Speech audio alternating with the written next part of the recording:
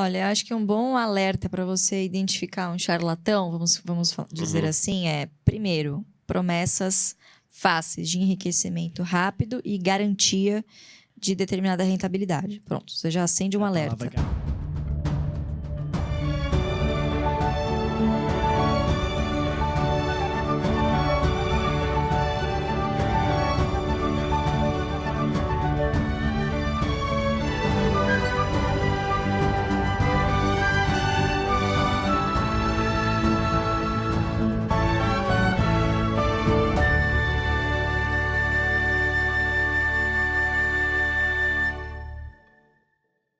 Hoje nós vamos falar sobre o tema empreendendo o empreendedorismo feminino no mercado financeiro.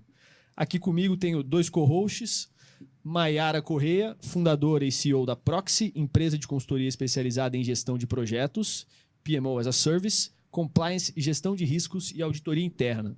Depois do MBA da Mai em Finanças pela FGV, atualmente está em formação para atuação em conselhos pela ABPW São Paulo. E Leonardo Zalkman, que mais uma vez aqui está cedendo o local aqui do seu podcast, Zalcast.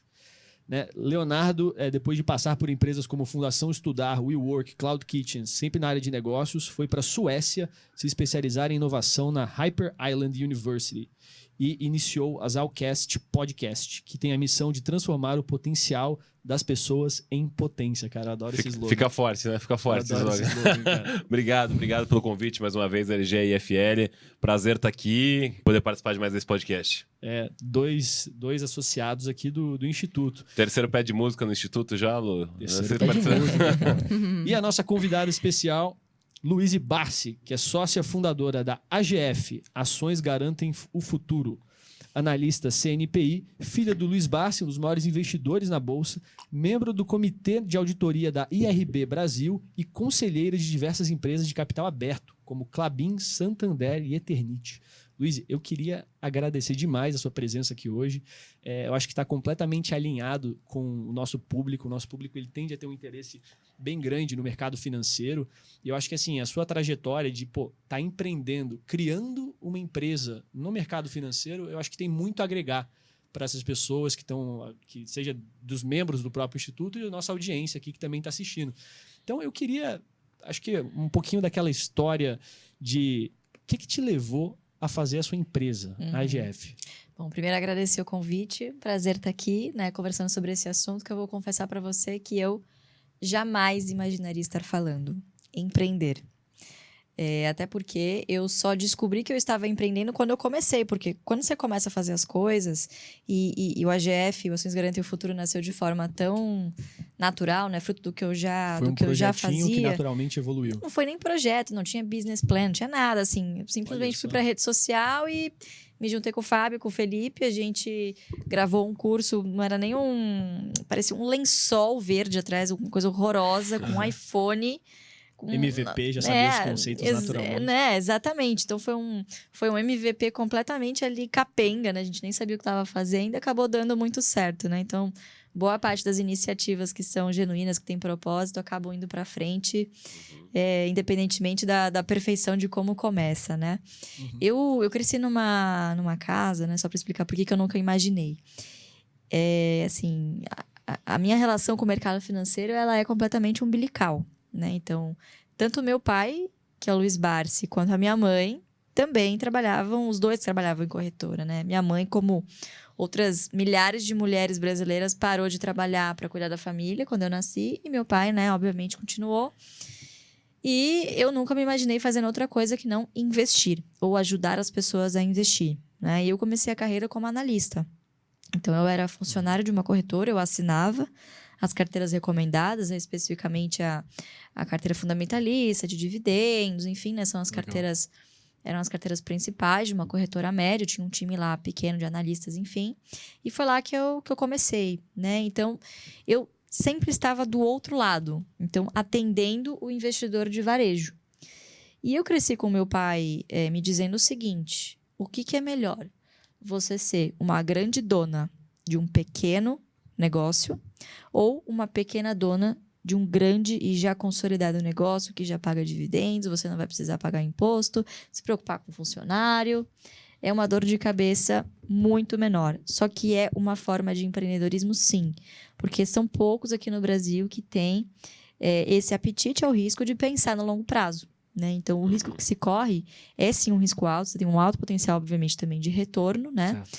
Mas, obviamente, que não é o mesmo risco de você ser o empreendedor herói, né? Aquele cara que vai lá, que abre o CNPJ, né? Que tem os milhões de perrengues que aqui no Você Brasil... pode ser um empreendedor que vai profissionalizar aquela empresa e virar sócio dela também, né? Exatamente. Tem várias outras maneiras. Exatamente. Então, a gente está do lado capitalista da coisa, vamos dizer assim, né? Do lado do mercado de capitais. Mas não deixa de ser um empreendedorismo quando você olha para um horizonte de longuíssimo prazo. Então, eu sempre cresci com isso na cabeça. Bom, legal, vou fazer minha carreira no mercado, vou ser analista até certo ponto, porque eu já sabia que eu não seria analista para sempre, porque a profissão de analista me impedia de fazer o que realmente ia me deixar rica, que é investir, que é o que eu acredito. E você, quando é analista, precisa seguir uma série de parâmetros. Você não pode negociar 30 dias antes, 30 dias depois. Você fica limitado na caixinha. Exatamente. Ali, você queria sair da caixinha. Você fica engessado e eu dizia para as pessoas, olha, compra isso, vai subir. E eu mesma não podia fazer.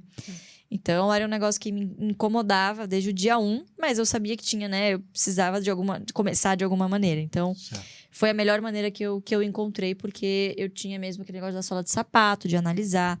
E foi muito bom para mim, me deu todo um background muito importante de análise de empresas, né? Então, de fato, foi providencial, assim, para que o AGF nascesse depois, né?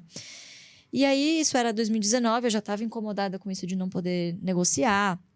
E a carteira do meu pai também já estava ficando, né, tomando uma proporção muito grande. E o interesse começou a crescer, né? Dos investidores pessoa física. E eu falei, cara, como assim? Ninguém conhece a história do Luiz Barsi. Ele é o mais próximo que nós temos de um Warren Buffett, né? Então, hoje até ficou cunhado, né? O Warren Buffett brasileiro. E o que ele fez foi pioneiro, foi fantástico, né? E ele sempre se orgulhou muito de um livrinho que ele tinha, que chama Ações Garantem o Futuro, que foi o estudo de caso que ele fez na década de 70 sobre a estratégia que ele estava trilhando naquele momento de investir em boas empresas, pagadoras de dividendo, enfim, para longo prazo. E aí, o que eu fiz foi pegar algo que já estava produzido, obviamente, e traduzir numa linguagem mais atual, levar para o digital, né? Mas eu nunca imaginei que isso levaria, nossa, eu vou virar empreendedora, influenciadora, tudo foi pensado. Foi super despretensioso, né? Não, foi super despretensioso. Eu já tinha essa vontade antes. Mas medo, assim, né? Meu pai mesmo, você vai se expor, né? Muito perigoso. Ele começou como um produto que você criou, ou você falou assim, uma coisa que eu quero disponibilizar gratuitamente, como um ou curso. você já pensou um curso? Começou então, como um curso. Você tinha a meta de vender. Exatamente. A gente começou nas redes sociais falando sobre o tema e falando, vamos trazer esse estudo, né? Que hoje já é considerado um patrimônio cultural. Nossa, então já é registrado assim. Então, aí, como que eu tive essa coragem, né, de empreender? Isso é importante também, né? Muitas vezes o que falta é coragem. E às vezes o apoio, a rede de apoio também que você tem em volta também é muito importante. Então, tinha meu pai lá me dizendo, pra que você vai fazer isso, né? Você tá bem como analista. Daqui a pouco você já vai também... Não inventa. Você já vai também me ajudar aqui a cuidar da carteira, da gestão, tá? Porque a gente já estava nessa transição, né? De eu ajudar na gestão. E aí eu falei, pai, mas putz, é uma puta oportunidade, não sei o quê. E aí o Fábio, que já era um amigo nosso antigo, já era também uma pessoa que conhecia meu pai há muitos anos, fazia day trade.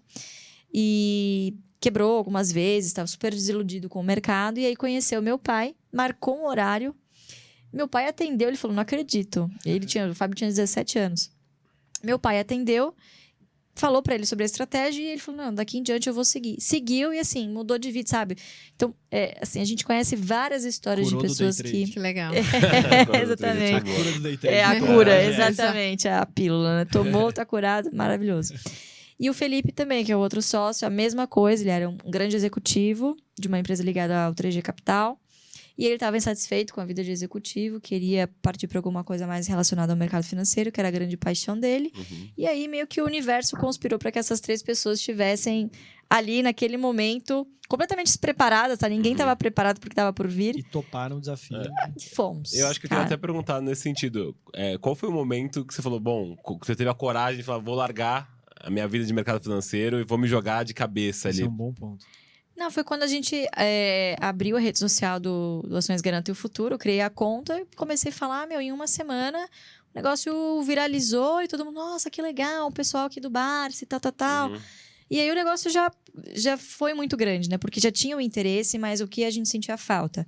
De um canal de comunicação oficial, porque mídia tradicional a gente sabe como é que funciona, né? Vai atrás do clique, não necessariamente o que está escrito lá é o que a pessoa falou. Sem dúvida. Então faltava um canal para consolidar, né? Alguém que vocalizasse com confiança, né? Com fidedignidade, autoridade, enfim. E aí acabou nascendo o canal e aí explodiu. E até nesse ponto que o Léo falou, você estava trabalhando como analista. Sim. E você criou um Instagram paralelo. Sim. Você não largou seu trabalho de analista. Não larguei. Para fazer. Isso aí é um ponto, cara, que normalmente parece que as pessoas elas sentem que, não, para empreender eu tenho que largar o meu emprego. De uma hora para outra. Emprego, e aí, aí eu vou fazer. E você, que nem você tava falando, né, desse empreendedor herói, esse que cria a coisa desde o início. Cara, você sabe que demora para sair as coisas, para começar a ganhar tração, para você se sentir confiante no caminho.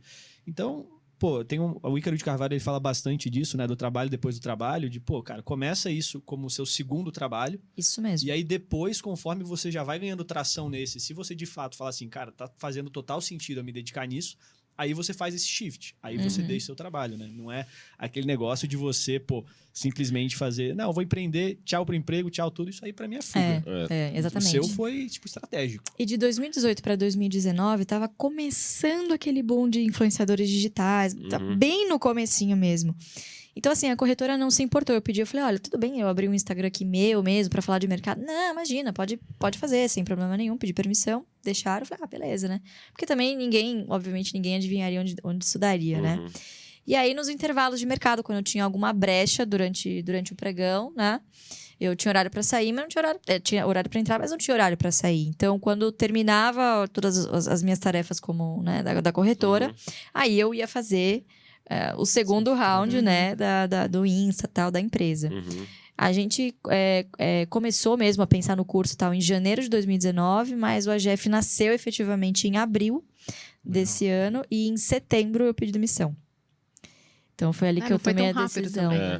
E você mencionou que agora, né, o curso recentemente tem uma carga horária maior, né? 700 horas, né? Isso, MBA, exatamente. O MBA, ele começou com quantas horas? Como que foi essa evolução aí do conteúdo? A gente nasceu com um curso livre mesmo, um curso EAD, sem certificação de MEC, nada. Um curso também da nossa curadoria, né? Escrito a 4 mãos, literalmente. Então, foi pego aquele livrinho do Ações Garantem o Futuro e traduzido para uma, né, metodologia, enfim, que fizesse sentido, com uma linha cronológica, de aprendizagem e tal. E aí, o curso existe até hoje, chama Jeito Barsi de Investir, já passou por algumas, né, várias atualizações, mas existe até hoje, é o carro-chefe. E nesse ano, a gente lançou o nosso primeiro curso, de fato, certificado pelo MEC, que é o MBA, né, que tem 752 horas. E é o primeiro MBA do Brasil focado em Value Investing. Então, para fazer a curadoria desse MBA, a gente se inspirou no de Colômbia, né? Que é o único comparável hoje. Tem alguns outros cursos de investimentos no Brasil, mas não é focado em uma estratégia de value investing específica, né? Você vê lá, mercado financeiro geral, mas você não vê uma teoria específica, né? E lá fora isso é muito comum, então... Quantas turmas tem? Primeira turma, a gente lançou em julho. Exatamente. Super recente. A gente vai para a segunda turma agora em fevereiro, março. E o Jeito Barsi de investir, ele é um produto assim recorrente, um produto perpétuo, ou ele é por turma também? É por turma. A gente costuma fazer uma turma a cada 3 ou 4 meses, porque tem uma mentoria mensal, né? São 3 mentorias ao vivo conosco, tá? E dura 3 meses. Então, a gente sempre espera uma turma acabar, tirar todas as dúvidas, enfim, para começar uma outra turma, né? Então, esse ano a gente teve 2 turmas só, porque teve MBA, outras coisas também no meio do caminho, lançamento do livro, enfim. Mas ano que vem, aí força total também no JBI. E, Luiz, o que eu queria entender muito com você e com essa questão toda de cursos que vocês fazem, tudo, é que a gente sabe que tem um estigma de, às vezes, muita gente no mercado financeiro que fala muita asneira no mercado financeiro ali. Educado. Foi simbólico ali. E aí, eu queria saber como é que vocês lidam com esse tipo de coisa. Porque do lado que tem asneira, tem muita gente séria, que faz bastante coisa como vocês fazem ali. E tem muita gente que acaba descredenciando um trabalho bom por conta dessas pessoas ruins que carregam esse estigma ruim do mercado financeiro. Como é que vocês lidam com isso e como é que vocês conseguem, enfim, criar cada vez mais essa autoridade? Óbvio, com o Barsi, mas tem muita gente que assiste a gente aqui que às vezes passa por isso também, que trabalha com o mercado financeiro, quer empreender e às vezes quer tentar fugir desse estigma ruim que existe no mercado financeiro, de golpe, principalmente com essa situação toda da FTX agora de criptomoeda, né? Então, enfim, queria discutir um pouco nesse sentido. Olha, eu acho que um bom alerta para você identificar um charlatão, vamos dizer assim, primeiro, promessas fáceis de enriquecimento rápido e garantia de determinada rentabilidade. Pronto, você já acende um alerta. A palavra garantia é Não, mais não vermelha existe. de todas. Né? Você vai ganhar tanto por mês. Esquece, não existe isso, senão teria gente aí trilionária. É impossível você garantir qualquer tipo de investimento, principalmente quando se fala de renda variável. Então, seja cripto, seja ações, fundos imobiliários. Então, esse é o primeiro sinal de alerta. Segundo sinal de alerta, a pessoa surfa conforme o que está na moda. Então, hoje ela fala de ações, aí a ações está caindo, aí ela vai para renda fixa está ruim, aí ela vai para criptomoedas, a criptomoedas está... Ela ensina aquilo que as pessoas querem ouvir. Então, procure demanda e não por valor. Exatamente. Não porque elas são boas naquilo, mas porque fulano tá querendo saber sobre criptomoeda, o cara vai lá, bom, tem um curso aqui para você. Isso é natural, porque sempre que há demanda, o mercado vai suprir com oferta, né? Mas, como eu disse, o mercado é extremamente cíclico, né? E a gente está entrando numa fase, justamente, em que as pessoas começam a se questionar a quem elas estão ouvindo. Poxa, será que essa pessoa tem realmente competência? Outra, será que essa pessoa realmente faz o que ela fala? Né? Então, eu acho que isso é um trabalho de longo prazo, não tem jeito, né? Então, acho que a gente vai entrar agora numa fase do mercado em que esse negócio de, sou influenciador de finanças, enfim, não vai ficar mais tão na moda, né? Até porque a presença das pessoas no digital caiu em relação à pandemia, né? Obviamente. Então, não vai ser mais tão fácil fazer essa série de lançamentos, né? O que pra gente é ruim porque... de uma saturação maior. Assim, não digo saturação do mercado, mas quem ficar é porque é realmente bom, porque realmente entrega valor. É bom porque você acaba afunilando o mercado, né? Até surgir alguma outra coisa nova, enfim, interessante e reaquecer aí o interesse da galera, né? Mas é natural de qualquer mercado, não tem jeito, né? E hoje quem está no digital compete não só com outros produtores de conteúdo, mas também com varejistas. Então, todo mundo que está no online, todas as empresas que estão aí fazendo marketing digital. Então, obviamente, você acaba subindo o custo do lead. E, de novo, é uma outra peneira. Sim. Fica também quem tem capital para investir, né? E você está competindo no mercado de educação financeira. Sim. Com vários players grandes no mercado. Sim. E eu acho que isso é uma coisa interessante. Você pegou um nicho. Você falou assim, cara, value investing, eu vou double down nesse nicho, trazer o primeiro MBA disso, vocês lançaram, vocês têm um approach mais próximo. Qual que você vê, assim, o caminho que vocês gostariam de seguir no futuro da AGF? Assim, qual que é a meta que vocês têm? Vocês estão criando esse MBA, vocês estão se estruturando como essa empresa de educação, só que vocês têm uma meta, assim, de depois expandir para corretora, para alguma outra coisa do gênero? A gente olha para tudo, né? Produto, enfim, outras linhas de negócio. Mas ano passado a gente começou um movimento muito importante, que é a nossa fintech, que é o AGF+, que é a plataforma, né? Legal. A nossa ideia é tornar isso um ecossistema para o investidor que quer renda com dividendos. Pessoa física. Pessoa física, exatamente. Varejo. Que é um público que geralmente é muito mal atendido. E ainda aqui no país, obviamente, é uma bandeira também para a gente daqui em diante, é lutar por outros produtos no mercado financeiro, no mercado de capitais, que atendam esse tipo de público, né? Então, por exemplo, os ETFs, que lá fora são super comuns, aqui ainda é muito incipiente, não pagam dividendos, né? Então, existe todo um trabalho também que tem que ser feito junto a reguladores, né? Um trabalho de equipe mesmo, com outros players, que tem todo o interesse, obviamente, de desenvolver o mercado, né? Acho que todo mundo ganha, o sistema como um todo ganha, né? Então, a gente está apostando alto no AGF+, que é essa plataforma. Hoje, o ecossistema, ele tem não só um esquema de rede social, né? Que são os fóruns de discussão. Então, é lá que a gente posta o que a gente está fazendo no mercado. Então, fechou o mercado, né? Hoje comprei isso e isso. E por quê? Aí mostra todo o racional, tem também todos os dados sobre as empresas que a gente investe, então tem as análises, exatamente. E tem o consolidador de carteira, né? Então, um clique ele baixa a carteira dele ali e ele tem as metas de renda, por exemplo. Então, é uma Fantástico. experiência 100% focada na nossa metodologia. Eu acho bacana que você sempre publica lá, hoje você recebeu X, né? É uma coisa que Isso. engaja, né? Querendo Exatamente. E aí você recebe um push no seu celular do tipo, olha, hoje tal ação fica X. Você não quer... Clica aqui, você não quer dar uma olhadinha? Às vezes é interessante. ou não. Ou, olha, veja só, você tem essa ação na carteira, hoje vai pingar tanto aí de dividendos, né? Bacana. Então, é muito legal para realmente aproximar os investimentos cada vez mais do dia a dia das pessoas, né? Eu vi que você saiu na Forbes Under 30. Foi uma Sim. coisa que aconteceu naturalmente ou rolou um planejamento? Era uma coisa que Não. você queria? Isso é muito Como massa. aconteceu isso? Zero planejamento. Na verdade, foi em 2020 que eu saí. E foi total surpresa. Eu tava, acho que há 2 semanas de viajar pro Réveillon, tá? Nossa, eu tava, né? Camarote ligou. Não, aí o O pessoal camarote... tá me dando meu ingresso? De Aí repente o camarote, aparece. oi, não sei o que, tal, porque eu já tinha feito algumas matérias, né? Algumas colaborações, escrevi uns textos tal pra eles. Pô, você não quer, né? Vir aqui, a gente vai almoçar. Ah, claro, né? Quero te conhecer e tal. E aí a gente tava no Rodeio Iguatemi, nunca vou esquecer, ali, faltando umas 2 semanas pro Natal, ele... Você vai sair no Forbes Under 30.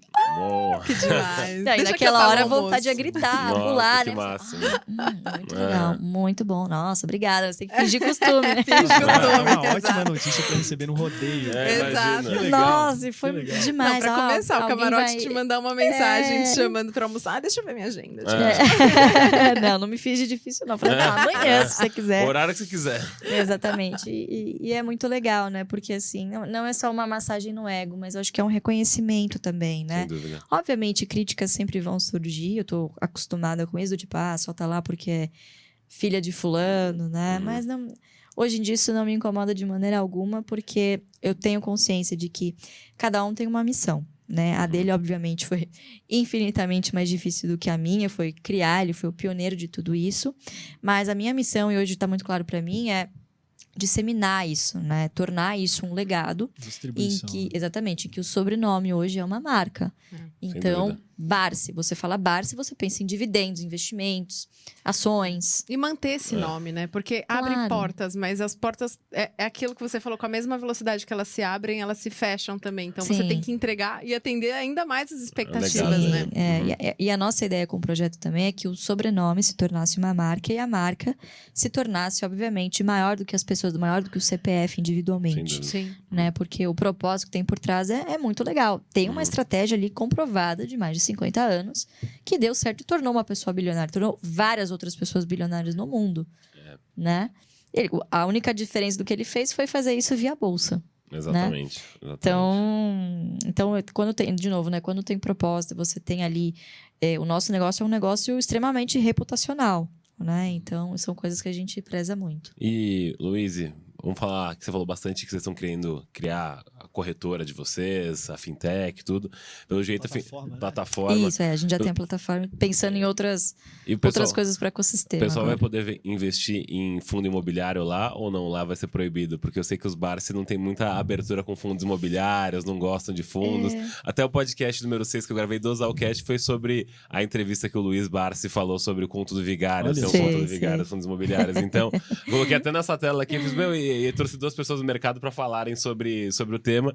E aí eu vi até umas entrevistas que eles não são muito fãs de fundo imobiliário. E por que, Luiz? Qual que é esse problema que vocês têm investindo nesse tipo de ativo na Porque carteira de vocês? O único atrativo, na nossa opinião, dos fundos imobiliários é o fato de eles terem a obrigatoriedade de distribuir mensal. Uhum. Então, isso às vezes traz um certo conforto para quem vem da renda fixa, por exemplo. Mas é só, na nossa opinião, assim, em relação a vantagens.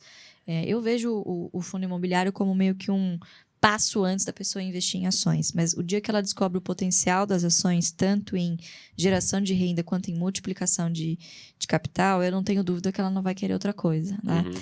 E a gente é sempre muito fiel à nossa estratégia, né? Então, é sempre algo que é recorrente, né, nas nossas rodas de conversa. A gente não tem absolutamente nada contra quem investe em fundo imobiliário.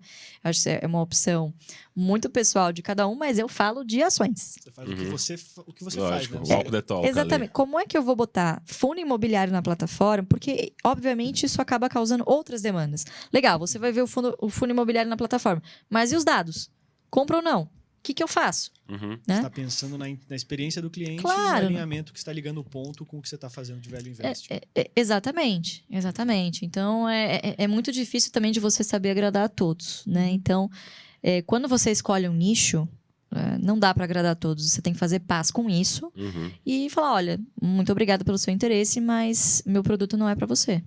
Paciência, né? E aí vão ter outros que vão te atender, Uhum. né? Então, a gente é sempre muito fiel à estratégia, mas a gente sempre tá pensando sobre esse tema de fundo imobiliário. Não temos nenhuma ressalva em relação a isso, mas honestamente eu acho que você se expor a um produto de renda variável com potencial de renda fixa é um risco assimétrico. Uhum. Eu prefiro correr um risco de ter um grande potencial de valorização, né? E, obviamente, correr o risco de renda variável com potencial de renda variável, não com potencial de renda fixa. É que eu acho que é mais fácil para o povo entender o que é um fundo imobiliário. Acaba fazendo muito mais palpável você entender um fundo imobiliário do que entender uma renda variável, ali, um private equity, alguma coisa nesse sentido ali. Sim, sim. E aí, como que você acha, porque quem está assistindo a gente às vezes não tem tanto conhecimento de mercado financeiro, pode começar a aprender, assim, não uma pessoa especialista como você é, mas uma pessoa leiga que quer conhecer pelo menos o básico para não fazer um investimento errado, para às vezes não cair confiar cegamente, naquele gogó né, do bancão ali, às vezes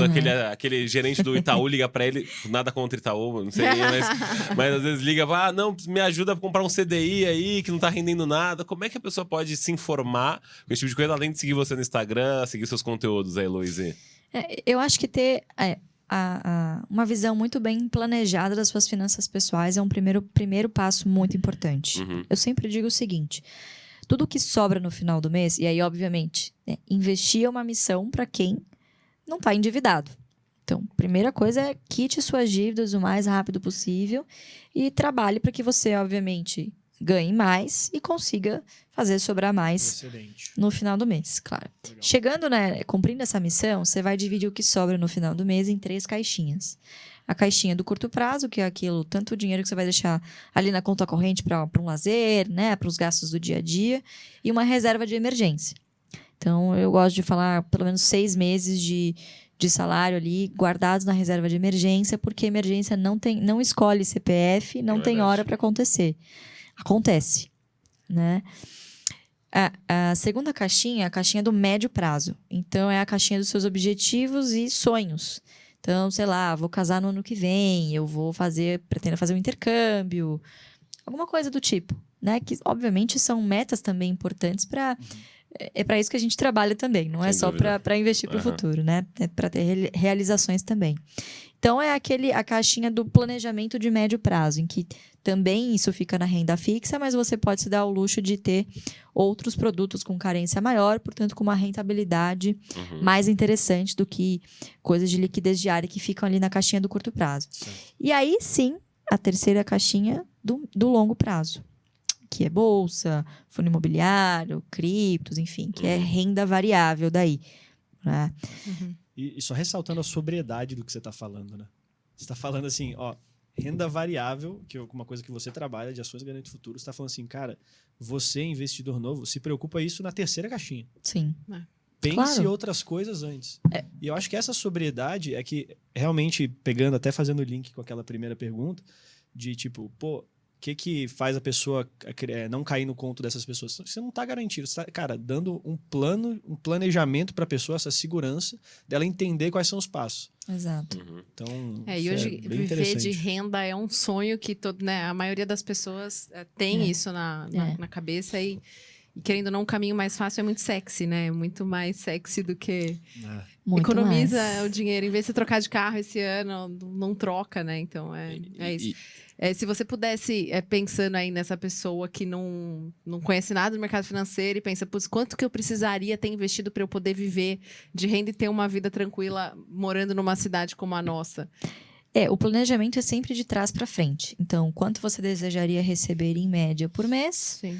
Né, dividido pelo ali a média de dividendos, por exemplo, de determinada empresa que você esteja analisando para investir. E aí você faz vezes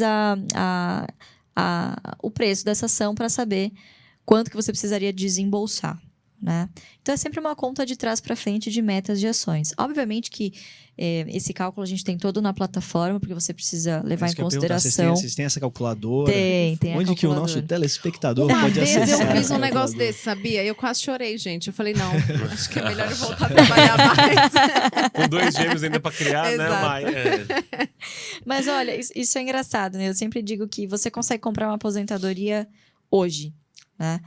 Mas se você não tiver todo esse dinheiro, se você não tiver, sei lá, 1 milhão, né? O pessoal sempre fala nesse milestone aí, 1 milhão. Cara, divide isso em 20 anos. Pode parecer muito tempo, mas esse tempo vai passar. E passa rápido, Daqui 20 né? anos, você vai olhar pra trás e vai falar, porra, por que eu não comecei 20 anos atrás? Exato. Né? Pô, a pandemia já vai fazer quase 3 anos que rolou. Começou. Parece que foi ontem. Exatamente. Né? Então, assim, as pessoas... É igual a dieta, né? As pessoas sempre deixam pra começar na segunda-feira.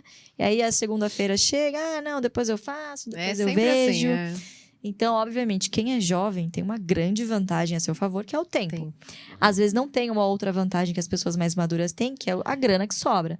Mas mesmo R$100, R$200 que você consiga juntar no início, você pode se dar o luxo de não ser tão arrojado, porque você tem o tempo a seu favor. Né? E, obviamente, a constância dos aportes também faz toda a diferença. Né? Então, momentos como esse que a gente está vivendo de... muito conturbado politicamente, né? Infelizmente, quanto pior para o mercadinho da esquina, melhor para o açaí, que tal? É o cara que está cotado na bolsa. E as cotações dele também vão sofrer. E quem que vai sobreviver lá na frente? A vendinha do seu Zé ou o açaí? O açaí, muito provavelmente. Tem mais né? capital, consegue lidar com as... É quem tem maiores vantagens variações. competitivas. Então, é a chance que as pessoas têm de alocar o seu capital ali, obviamente sempre pensando no longo prazo, mas em empresas que muito provavelmente vão sobreviver a esse turbilhão que a gente tá passando, né? E, Luiz, você falou de dieta, que é uma coisa que todo mundo tá ou querendo perder peso, ou querendo melhorar o corpo. E tem muito a ver com essa natureza de mercado financeiro de ser hedonista versus você guardar pro longo prazo. Sim. Que coisas de rotina sua que você cria, assim, pra ter alta performance? Sabe? O que você faz pra você que te ajuda a ter alta performance no mercado financeiro? Os Olha. hábitos do sucesso. Acordar às 5 da manhã, correr 3 quilômetros. Eu costumava zombar de quem acordava às 5 da manhã. Hoje eu sou do 5 AM Club aí, Caraca. mas não é porque eu gosto, não, Eu tá? tenho 2 lá em casa que são também. Não é porque eu gosto, é porque é a única hora que me sobra pra treinar. Então, é como se fosse um compromisso na minha agenda, como qualquer outra reunião que eu tenho no dia, ir na academia de manhã. Se bem que ultimamente meu personal vai falar, já vai mandar mensagem aqui. Ultimamente. Essa parte a gente pula. Estamos ao vivo aqui com alguém que entrar na tela. Exatamente. Felipe, você, né?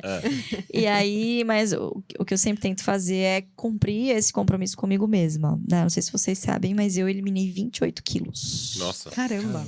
Logo depois da pandemia. Foi uma meta minha de 2021. E na raça 100%. Na raça, com acompanhamento médico, Lógico. né? Mas assim, foi uma completa mudança mesmo de hábitos alimentares. Em 2020, tive um burnout, né? Também saúde mental é algo que hoje eu prezo muito também. Sem saúde mental, cara, principalmente na internet, em que você tá suscetível a críticas. E por mais que você não ligue, eu não respondo hater, pra mim nem existe. Às vezes eu até agradeço o engajamento. Mas por mais que você não veja, você sabe que tá ali, né? Gente martelando na sua cabeça, tal, dando opinião sobre coisas que acham que sabem, né? Sobre uma fração ali da sua vida que tá ali e acha que sabe tudo sobre você. Então, isso afeta muito as pessoas que estão na internet, né? Que estão por lá. Então, aí eu fui no médico, enfim, em 2020, tava quase depressiva, tava pré-diabética. Nossa. Realmente, assim, muito gorda. Tava com um corpo horrível, autoestima lá embaixo, mau humor. E é tudo isso, né? As pessoas hoje têm a tendência de romantizar a obesidade. Né? E é uma doença terrível, às vezes muito silenciosa. Você se olha no espelho e você não vê, né? Tem distorção de imagem, enfim. Quebra Isso aos poucos. E assim. afeta te quebra várias áreas, né? várias áreas, né? Produtividade, Tudo, né? Autoestima. tudo. Não, eu não tinha vontade, sabe? Eu sempre cansada. Então, tava realmente chegando num ponto e eu tava com 25 anos, gente. Então, assim, Super não. super jovem. Aí eu fui no médico e ele falou, olha... Inclusive, ele era aluno nosso, enfim. Ele falou, vou botar na sua linguagem. Não adianta você juntar os seus dividendos se do jeito que tá aqui, você vai ter, olha seu cortisol, você vai ter um infarto. Caramba, Lu. Por que adianta você juntar tanto dividendo, trabalhar tanto, se você não vai provavelmente viver para curtir esses dividendos lá na frente, ou ter saúde para viver plenamente com esses dividendos? Aí aquilo, eu falei, cara. Foi um tapa na cara, né? Era o tapa na cara que eu precisava. E ali eu me senti uma hipócrita, porque eu falo para as pessoas, olha, poupa, eu sei que é um sacrifício, mas, né, vai devagarinho, todo mês, faça metas, né, pensa no objetivo lá na frente. E isso é exatamente você ter um plano, né, assim, fazer dieta. Não gosto nem de falar dieta, mas você se reeducar para a saúde, né? Então, não é que eu quero emagrecer. No longo prazo. Claro, não é que eu quero emagrecer, eu quero ter saúde. O que eu preciso fazer para ter saúde? Isso. Pô, então isso que eu falei, não começa na segunda-feira, começa agora. Entendeu? Então, são exatamente as mesmas características. E exige tanto sacrifício quanto, né? Então, eu falei, pô, eu já faço mais difícil, eu sou disciplinada com as minhas finanças. E eu não consigo ser com o meu próprio corpo, né? Não consigo ter controle sobre o que eu como. Então, foi uma... Você juntou os dois. Exatamente. Então, foi uma reflexão muito grande que eu fiz e falei, bom, uma coisa precisa estar... Aplicou o método AGF. Apliquei o JBI, tá vendo? Na dieta. Luiz, até falando aí sobre alta performance, essa parte de saúde, né? Um dos nossos patrocinadores aqui do podcast é a Polaris, empresa da qual tenho o privilégio de ser sócio e diretor também, né? A Polaris é uma farmácia de manipulação que vai desde suplementos, medicamentos, até dermocosméticos e atende todo o Brasil, né? E a gente preparou aqui para você um presentinho que... Olha, que chique! É um dos nossos carro-chefes, que é o gloss. Uau! De picolinato de cromo. Uau! E esse gloss é famoso, viu? Esse gloss aí é famoso. Eu tô esperando o meu, inclusive. É verdade, eu tô devendo. Eu recebi o meu em casa lá, mas eu paguei. Qual é a finalidade do gloss? O gloss, ele é um glossinho que você passa e ele dá o plump assim no lábio e ele tira a vontade de comer doce. Pelo picolinato de cromo. Nossa senhora, agora eu preciso mais ainda. É bem legal mesmo. E também, né, a gente tem no rosto inteiro, né? lá na Polaris um formato de pack, né? Então Amei. a gente pega todos os manipulados que você tem, que você teria, que seriam em cápsulas, e a gente coloca ele em packs personalizados pela sua data, horário.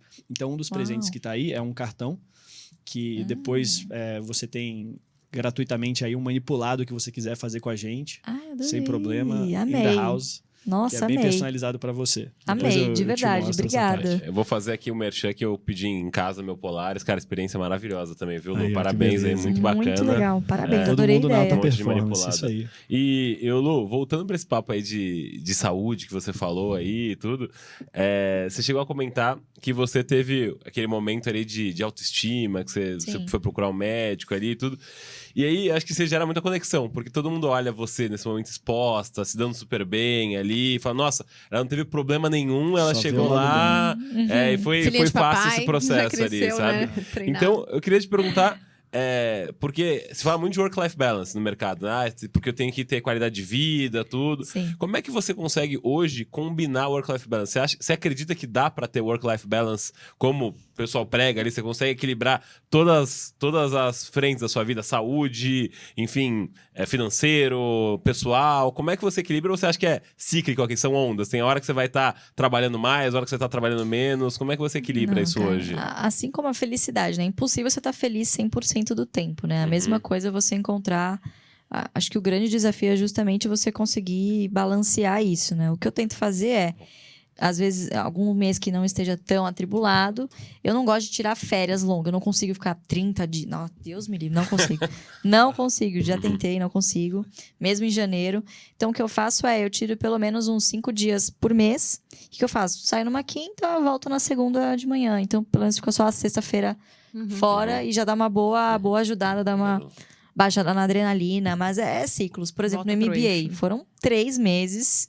Você se non-stop, matou de sem dormir, a gente tinha prazo para cumprir, né? Então, assim, vai muito também esse desafio de tentar contrabalancear, né? É possível sim, mas 100% do tempo acho que é impossível, né?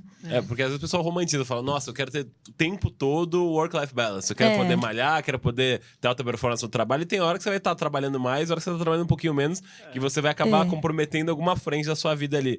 Que às vezes, eu sinto muito, às vezes, quando a gente vai conversar em bate-papo, que o pessoal tem essa expectativa quando escuta uma história como a sua ali, né? Fala, nossa, a pessoa consegue balancear isso durante todo o processo, durante toda a vida dela? Não, mas eu acho que você fazendo 80-20 tá ótimo. Tá maravilhoso, imagina. Você chegando em 80% tá ótimo, porque tem que ter também um momento ali com os amigos comendo um hambúrguer, comendo uma porcaria, sabe? Tomando uma cerveja. Então, assim, você tá 100% do tempo sempre disciplinado, é muito difícil, né? Acho que nem é da nossa natureza. O que me ajuda muito é ter a agenda realmente cronometrada. E eu anoto tudo, que eu tenho memória de peixe, assim. Qual software você utiliza ou utiliza o bom e velho papel? Bom e velho Notes do iPhone. Notes escrevo do iPhone. ali, tá lá. Lembrei, já vou lá, escrevo.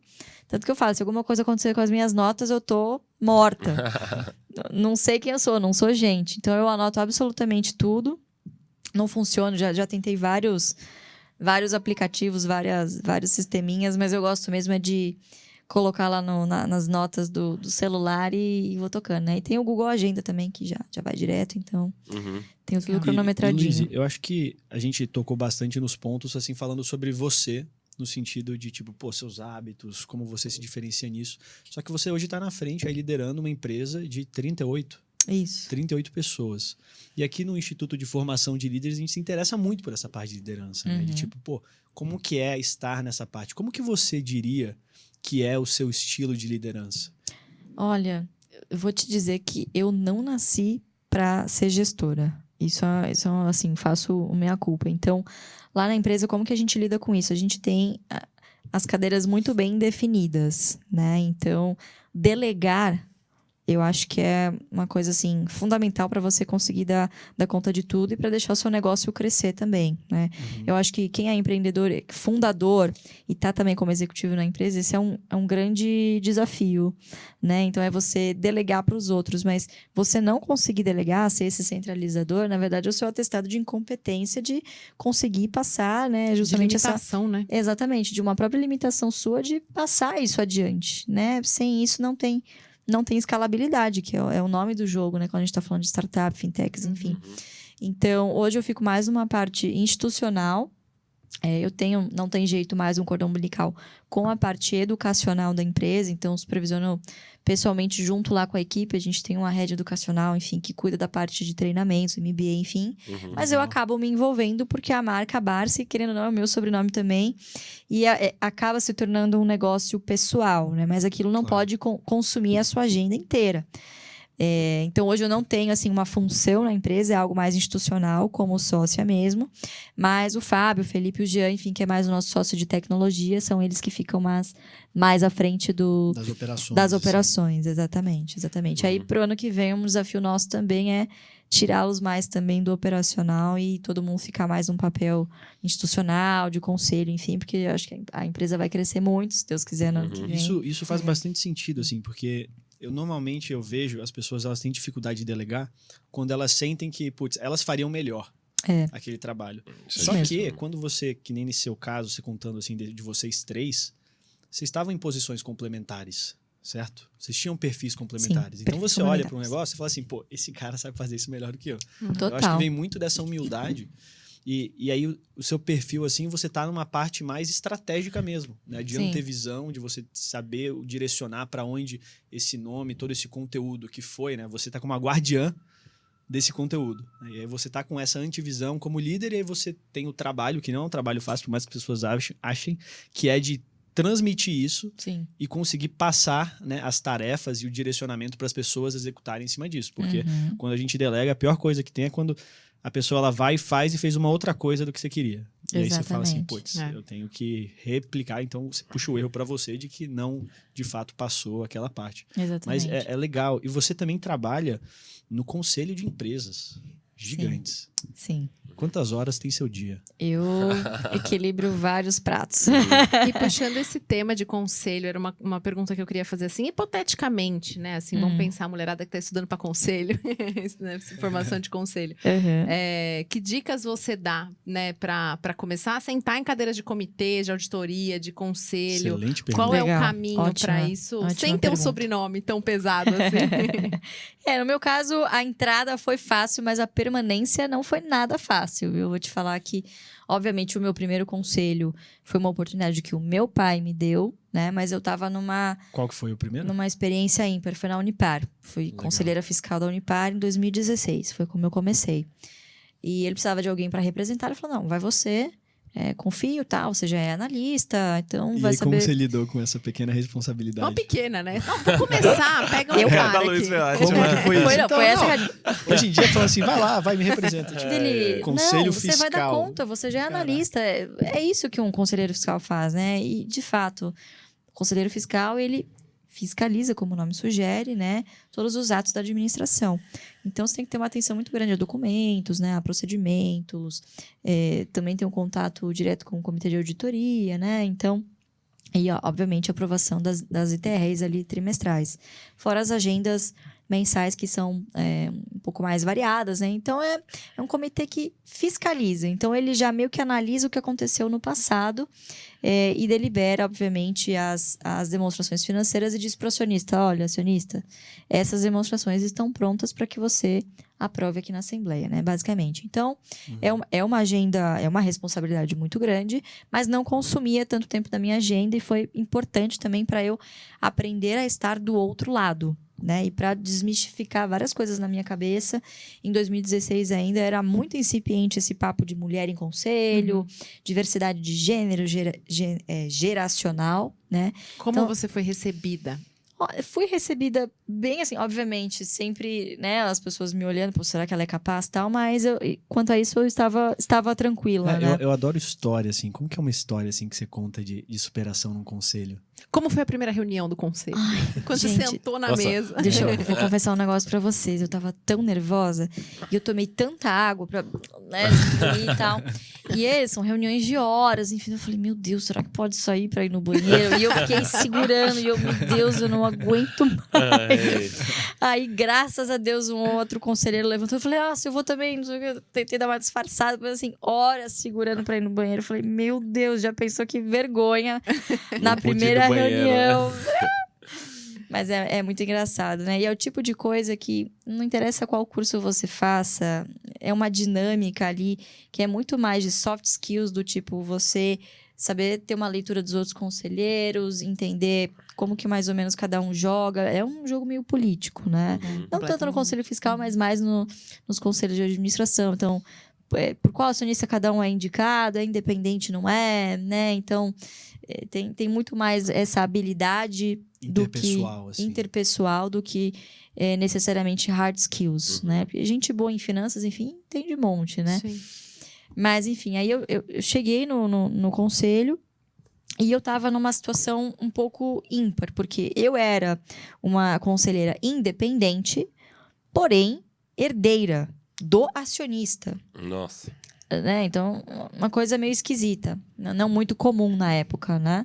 Independente, pero não mútuo, né? Não, eu era independente porque não era uma indicação do controlador, Sim. mas é de um acionista relevante. Eu sou filha desse acionista Sim. relevante. Não é que eu era uma pessoa de notável saber em conselhos, entende? Porque, de novo, naquela época não tinha essa coisa de você colocar pessoas novas. Hoje tem. Hoje não tem problema uma pessoa que nunca tenha passado por um conselho. Desde que ela tenha expertise em determinado assunto, né? Então, hoje, por exemplo, me sinto muito confortável. Sou expert ali no mercado de capitais. Posso agregar outras coisas nos conselhos que eu estou. Então, no início, obviamente, que foram portas que o meu pai me abriu. Mas eu tinha muito isso em mente de que se eu quiser continuar com esta carreira, eu vou ter que me provar 1000 vezes mais. Não só por ser mulher, mas por ser herdeira, por ser muito jovem, né? E bom, eu acho que se eu tô aqui até hoje é mérito meu, né? Hoje eu Com certeza. integro conselhos de outras empresas e que meu pai é um acionista bem pequenino mesmo em relação ao todo. Então, sozinho ele não poderia me colocar lá, né? Então, também é um trabalho de networking. Então, hoje, por exemplo, a Klabin, eu respondo para outros grandes acionistas como BlackRock. Responsa. É uma grande E responsabilidade. é CPF, né? Responsabilidade E é no CPF, exatamente. Então, mais skin in the game do que isso, impossível. Então, você é acionista e você responde com o seu CPF também nas decisões que você ajuda a tomar no Conselho Fiscal, no Conselho de Administração e agora também no Comitê de Auditoria, né? Você falou. E você está em 3 conselhos e um comitê. Qual é o máximo de conselhos que você conseguiria, né? Que você toparia. Cheguei no meu máximo. esse Esse é meu limite. 3 conselhos. Não, eu tô em 3 fiscais, E o comitê de auditoria. um de administração e um de auditoria. Né? Que o conselho fiscal é uma agenda mais leve, vamos dizer assim, porque você apenas fiscaliza o que já aconteceu. Então, alguns documentos você só pode ter acesso depois que eles já foram deliberados pelo conselho de administração, né? Então, é uma agenda temática que é feita pro ano todo. Geralmente, é 1 a 2 reuniões por mês, né? Ah, nossa, só 1 ou 2 reuniões, mas assim, é muito material, muito. pelo menos 2, 3 dias para se preparar para cada reunião. Não é só reunião. Cada reunião você multiplica por pelo menos 2. São 2 dias que você leva, obviamente, para ler todos os documentos, fazer a análise, buscar outras informações que não os documentos que estão ali, questionar, já ir preparado para essa reunião. Então, são 3 conselhos fiscais, Klabin, Santander e AES Brasil.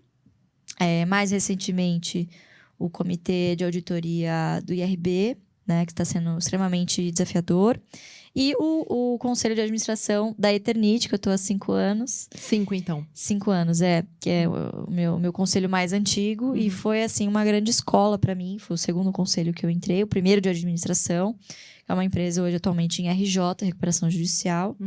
De um setor extremamente polêmico, vamos dizer assim, o setor de coberturas. Na época, a Eternit utilizava o amianto como matéria-prima, né?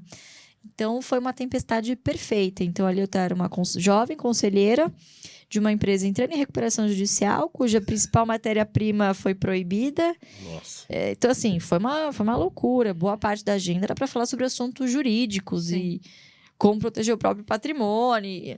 Uma loucura, foi uma loucura mesmo. Eu falei, meu Deus, o que eu tô fazendo aqui? Meu pai me jogou na jaula com os leões, mas foi extremamente importante para criar casca e criar experiência que me deu pauta para ir para outros conselhos também E assim, cuidando de uma startup que no ramo de fintech, você deve receber convite para também participar de conselhos consultivos. Sim. Você participa de outros conselhos consultivos? Não. Ou você fala assim, não, vou focar só nesses... Não, porque não outros consigo conselhos. mesmo, né? Eu acho que a gente tem que saber também o limite e dizer não, né? Legal.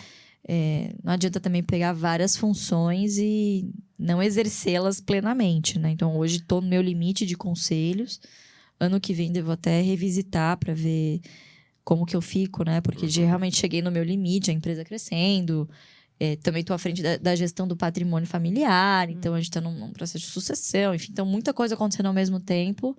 Tem que saber também sentar e se planejar do que você quer. Priorizar as coisas importantes, exatamente. Você falou muito, Luiz, sobre a aceitação de você fato de ser uma mulher jovem no mercado financeiro. Como é que foi essa aceitação, sendo uma mulher e jovem no mercado financeiro, participando desses conselhos de administração?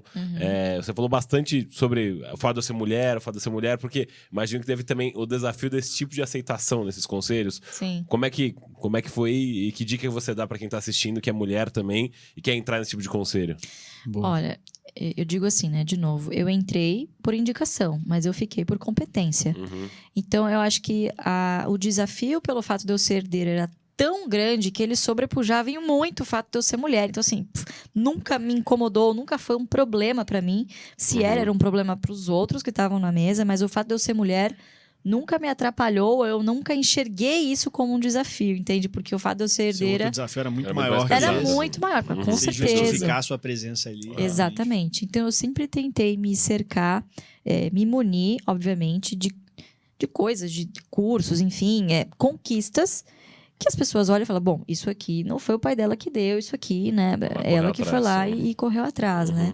Então, a certificação de analista CNPI, bom, ninguém me deu, né? Eu fui lá, horas bundas, sentei, estudei, tirei e assinava carteiras de recomendação a outros investidores. E o meu benchmark é o mercado. Né? Então, por 2 anos consecutivos, a carteira da corretora, claro, mérito da equipe, não só meu, né? Tinha um time de analistas, mas por 2 anos liderou a carteira Valor, por exemplo. Nossa, então, fantástico. são benchmarks que você coisas que você vai conquistando ao longo do caminho que vão comprovadamente, né?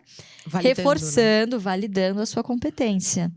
Né? Então, as meninas que querem chegar lá, querem empreender ou chegarem em conselho de administração, mostrem resultados. Nossa. Os resultados sempre vão falar mais alto do que o gênero. Sempre. É verdade.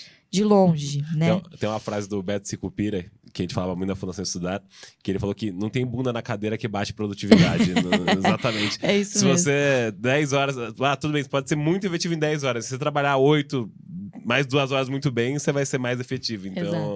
E até, cara, falando assim dessas operações, a gente tem um outro patrocinador aqui, que é o maior patrocinador do podcast, que é a Goldratt Consulting, né? Que é uma multinacional israelense que utiliza a teoria das restrições para ajudar os clientes a competir através da geração de valor e excelência operacional. Eles até fizeram, né, um trabalho dentro do IFL para a gente ter um projeto de liderança que a gente vai, né, acompanhando todos os nossos membros aqui. E é bem com ligado a isso. métricas para avaliar o desenvolvimento, né, a evolução de cada associado dentro do Instituto. De um líder, né? Porque a gente, aqui no IFL, a gente tenta dar uma base de conhecimento, assim, que o que eu gosto bastante é a nossa formação liberal. Porque você consegue ser desenvolvido e líder em vários outros pontos, mas com você ter essa base forte de visão de mundo, né? Aqui a gente passa os nossos membros novos, os prospects, antes deles virarem associados, eles entram como prospects. Eles começam fazendo parte assim, né, desse ciclo de formação que vai desenvolvendo eles com várias leituras complementares, participação em projetos. Então, tudo isso aqui, né, que a gente tem, essa estrutura de podcast, ela é feita voluntariamente por gente do Instituto. E o que eu gosto bastante é que a gente acaba trabalhando com gente que a gente não trabalharia anteriormente. Né? Tipo, a gente tem médicos na equipe que trabalham com gente, com economista, que trabalham com gente de marketing, que trabalha com advogado. Então você tem essa troca, né? Você sente assim que por fazer parte dos conselhos, você sente bastante dessa troca diferenciada? Total. Porque você tá ali se rodeando de gente de altíssimo nível. Né? Sua rede de relacionamentos, assim, ela dá um salto. Eu diria que a pluralidade, né, a multidisciplinariedade é muito importante, isso, né? Então, o fato de você estar ali em o colegiado, ele serve justamente para isso, para fomentar o debate. Se você tiver 5 pessoas muito parecidas, o debate vai sempre na mesma linha e, obviamente, as conclusões sempre serão as mesmas, vai ter unanimidade, ótimo, muito bom, mas o debate fica muito pobre.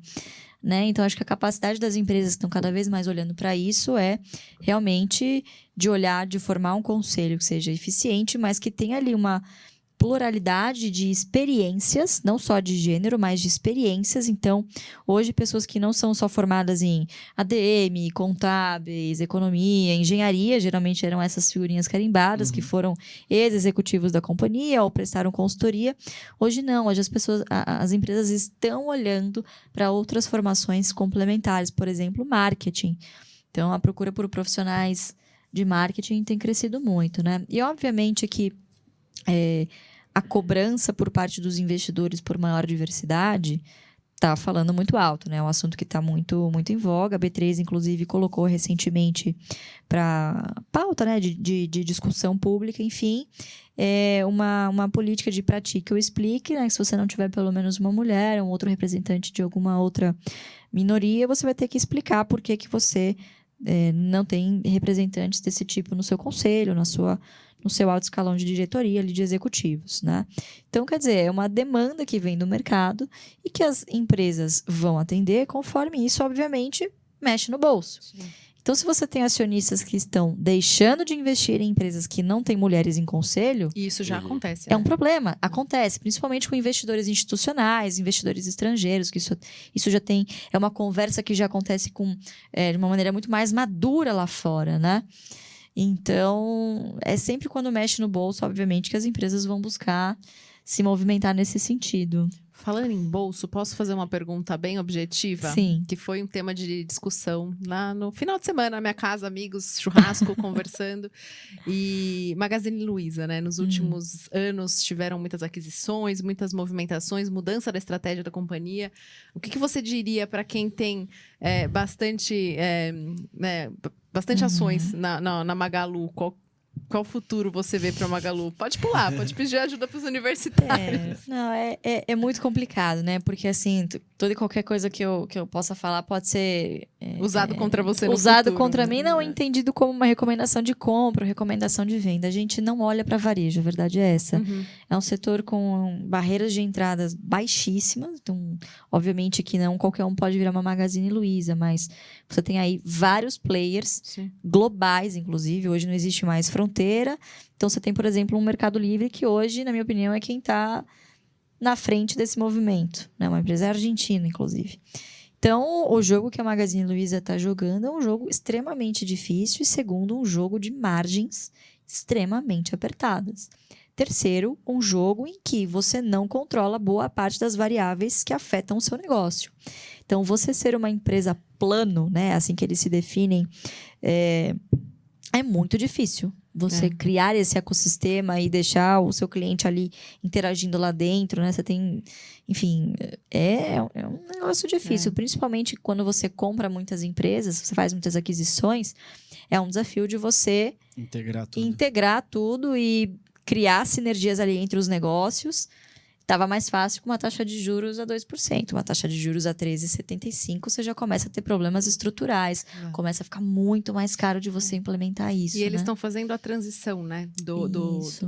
Da linha para o plano, né? Exatamente. É a estratégia lá do professor Ming, do Alibaba, né? Isso, exatamente. Estão fazendo essa transição. Então, e não existe nenhuma companhia que fez essa transição. Geralmente elas já nascem plano, Já nascem plano, exatamente. É um desafio muito, muito grande, né? Cujo principal upside está no futuro, né? E é interessante você falando do varejo, né? Porque, por exemplo, a gente aqui na Polaris, a gente se posiciona no varejo, só que de um nicho muito específico. Nicho, exatamente. Que é o nicho de farmácias magistrais. A gente achou um mercado altamente fragmentado, né? De 10 bi ano, que o maior player tem 1,4%. Caramba. Então, a gente está realmente entrando nisso para uma espécie de consolidação para ganhar market share e depois ser o player que PIs conseguem apostar na gente para chegar e dominar esse mercado. Então, a gente não acaba caindo no varejo, que é o varejo que compete direto com as grandes linha branca, drogarias. né? Nossa, essas coisas aí a gente estava destruído, né? A gente fala que a gente ataca do nosso cercadinho. Que daqui desse nosso cercadinho a gente consegue fazer várias coisas digitais, assim, até de assinatura, de suplementos e personalizado, é bem legal. E você, então, tem algumas coisas que você valoriza na tese de Value Investing, né? Você até pelo fato de você não olhar varejo. Quais são esses principais tipos que você atribuiria à tese de Value Investing que você, cara, fala assim, cara, a gente gosta desse tipo de empresa e essas são as nossas teses que a gente segue. Bom, a primeira acho que já até disse aqui, né? Perenidade do negócio. Então, as varejistas que eram líderes há 10 anos atrás não são as mesmas que são líderes hoje, não serão as mesmas daqui 10 anos, também não serão as mesmas daqui 20 anos, e assim sucessivamente. Então, para o investidor que está buscando o longo prazo, é um setor extremamente complicado, extremamente cíclico de você acertar, né? Segundo, margens muito apertadas. Não funciona, porque você quer renda lá na frente.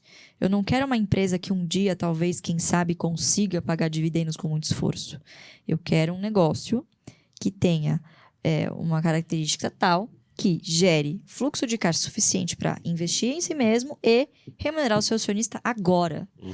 E ele faz isso porque ele quer, porque está no seu DNA, né? Então, basicamente, são essas características super importantes. E terceiro, empresas que tenham políticas bem definidas e sustentáveis de distribuição de dividendos, né?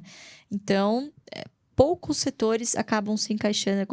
É engraçado isso, né? O filtro vai diminuindo, né? Vai diminuindo. Quando você sabe primeiro que você não quer, nossa, mas você elimina vários erros que você pode cometer no meio do caminho, às vezes uma tentação ali. Então, quando você escolhe um foco, um nicho para você seguir, obviamente você sabe que você tem que ter a maturidade suficiente para entender que você vai ver outras oportunidades passando aqui do seu lado, né?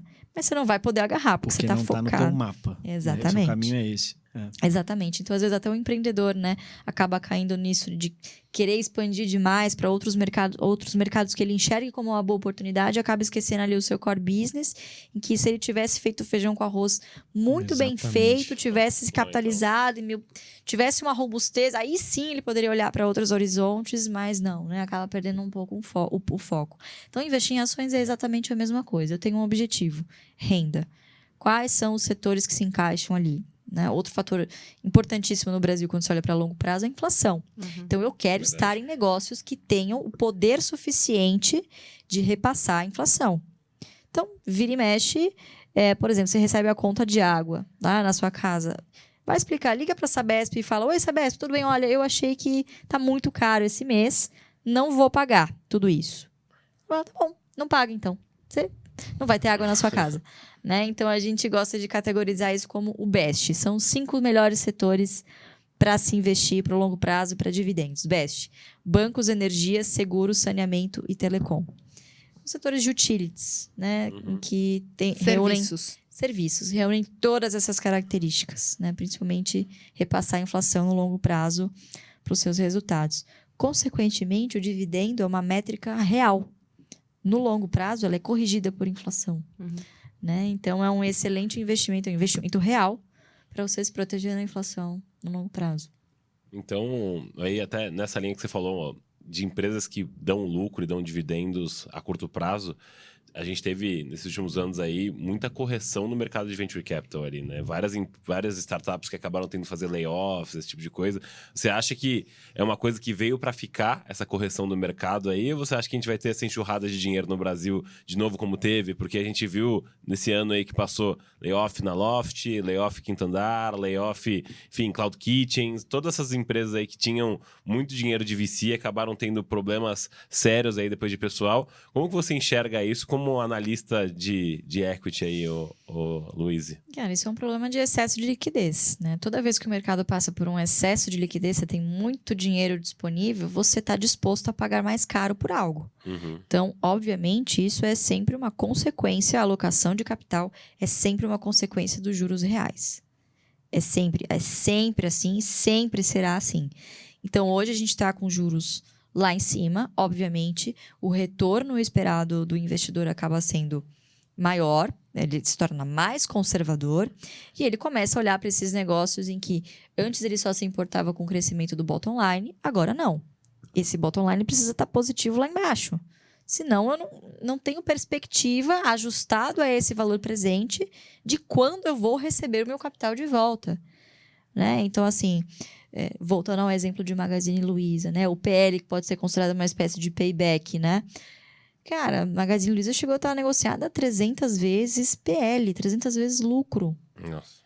Então, assim, mesmo dando tudo muito certo, nem você, nem a sua segunda geração, né?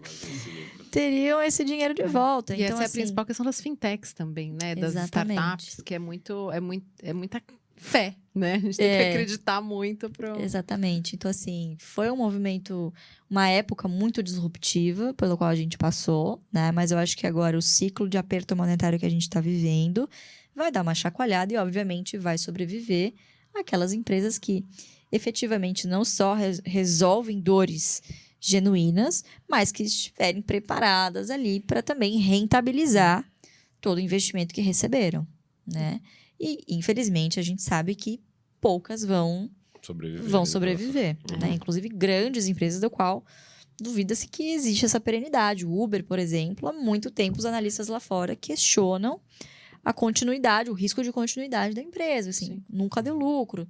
Porque o objetivo do investidor é rentabilidade. Se a empresa não dá rentabilidade, né? Exatamente. E, ao mesmo tempo, nessa produção, serviços tão úteis que hoje a gente não se imagina mais sem um iFood, sem um...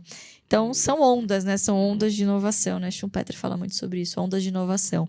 Muito provavelmente é a próxima geração de empreendedores que vai ter aprendido com quem inovou e vai melhorar aquela onda. E aí a gente vai chegar de novo num pico e...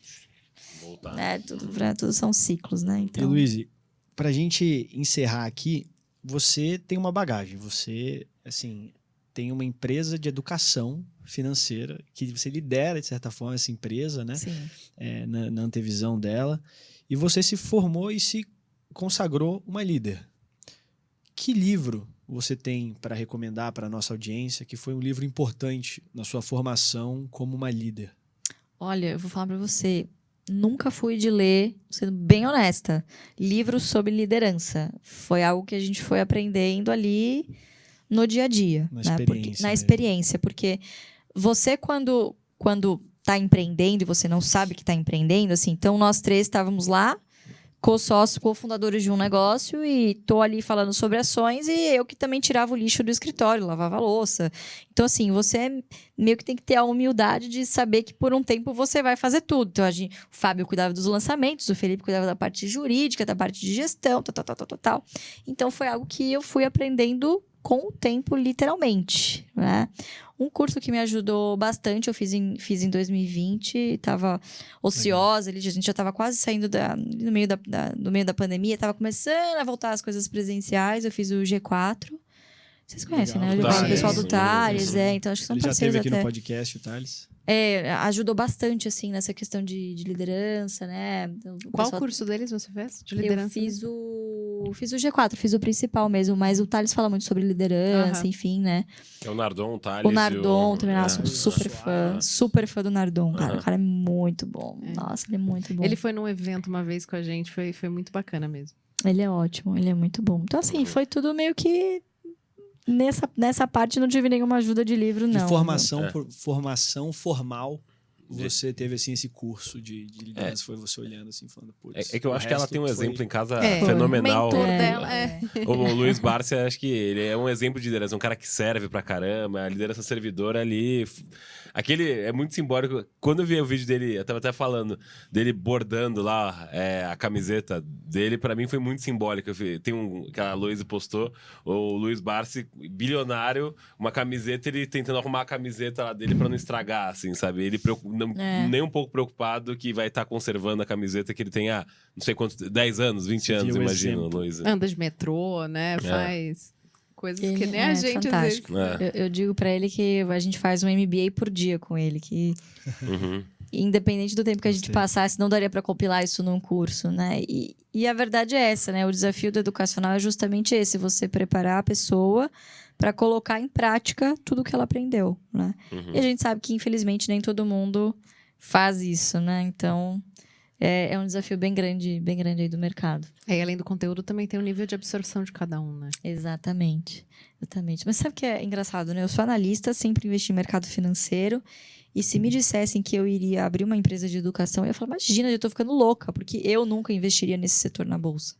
Porque eu sei que também barreiras de entrada baixa, né? Então você tem que ter um diferencial competitivo muito grande para você ser muito bom nisso, né? Ainda mais de um nicho que vinha de um incentivo muito forte de FIES, por exemplo, do nada se viu competindo com Hotmart, Eduz, Udemy. Nossa, exatamente. E, de novo, negócios que as pessoas não se importam mais do cara não ser o mestre, doutor, ou da FGV, do INSPER. Não, eu quero aprender com alguém que fez e que deu certo. Mesmo.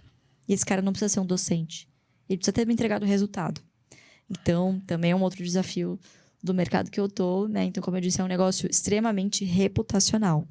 Então, estar num nicho ajuda demais, né? Porque dificilmente eu conseguiria competir, por exemplo, né? Com uma Ânima, por exemplo, que tem capital aberto. Mas eu não sei se a Ânima consegue competir comigo no que eu faço. Acho não consegue, por exemplo, né? Falar de dividendos. Então, acho que essa questão de competências, de reputação e de você estar focado em um nicho é extremamente providencial para a sobrevivência do negócio. Excelente. Resultados são realmente, cara, aquela autoridade inegável. É verdade. Você pode falar assim, a pessoa não se formou ali, não estudou, mas a pessoa obteve aquele resultado, não tem muito Acabou a discussão. o que você argumentar. E assim, aqui no IFL a gente busca, né, não só na parte de formação formal, desenvolver um líder, né, pela escrita, leitura, essas habilidades, como também na prática, nos projetos que você pega aqui dentro para desenvolver produtos, desde o EAD, podcast, as gerências que a gente pega, as próprias diretorias. E a gente tem, né, esse processo seletivo que acontece todo ano e o fórum. Então, você que quer ficar próximo da gente, que quer participar de alguma das nossas formações, fica próximo aqui, segue as nossas redes sociais, @IFLSP. A gente está em vários locais, né? Além do podcast, que a gente vai trazer exemplos de liderança para compartilharem com vocês sempre. E, Luiz, onde que as pessoas podem te encontrar? Legal. Bom, a gente está basicamente em todas as redes sociais, mas principalmente @Ações Garantem no Instagram, Ações Garantem o Futuro no YouTube e no meu pessoal no Instagram, luiz.barsi. A gente tá lá todo dia. Todas as quintas-feiras no YouTube a gente tá lá no Pregão AGF, comentando o mercado na semana, enfim. Então tem bastante conteúdo gratuito para quem quer começar aí a tentar se interessando por Bolsa de Valores. Excelente. E nossos patrocinadores, a Goldrato, você acha ela no site goldratoconsulting.com.br. Né? Se você acha que você quer aumentar a excelência profissional e a geração de valor da sua empresa, entra lá e entra em contato com eles. E a Polaris, se você tem manipulados, tem receitas de manipulados, entre em contato pelo Instagram ou pelo WhatsApp, que as nossas concierges vão falar com você e você tem sempre 20% de desconto por ser ouvinte do nosso podcast. Gente, muito obrigado mais uma vez, Léo, pelo local, cara. É sempre bom demais estar com vocês aqui para agregar muito. E agradecer mais uma vez aí também ao IFL por ter dado a oportunidade para a gente participar de mais esse programa, aprendizado aqui com a Louise. Para quem quer aprender sobre transformar potenciais e potências, segue o Zalcast também nas redes sociais. @Zalcast. Então depois sigam lá. E é isso. Obrigado mais uma vez pelo convite. LG, parabéns mais uma vez pela vice-presidência do IFL agora. O cara tá cada vez mais fino lá. O cara tá cada vez mais fino. E Mai, como é que o pessoal te encontra lá nas redes sociais agora que ela tá... Agora tem Instagram, riozeira, gente. ela tá riozeira. Agora a rainha dos rios do IFL São Paulo. Exatamente. Meu Instagram é @_MaiCorreia_ com Y, Mai. E no meu LinkedIn, Maiara Correia. Boa. Futura participante de vários conselhos de exatamente. empresa. Tô trabalhando para isso. Já chegou. É isso aí, gente. Mais uma vez, obrigado e a gente se vê na próxima. Obrigada, Valeu. pessoal.